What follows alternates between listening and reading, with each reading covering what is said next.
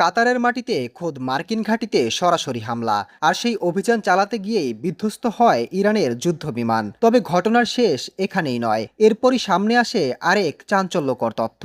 বিধ্বস্ত বিমানের ৩ ইরানি পাইলটকে জীবিত অবস্থায় আটক করে কাতার। গত ৬ মাস ধরে দোহার এক গোপন বন্দিশালায় তাদের আটকে রাখা হয়েছে। পরিবার কিংবা কোনো কূটনৈতিক প্রতিনিধির সাথে যোগাযোগের ন্যূনতম সুযোগও দেওয়া হচ্ছে না তাদের।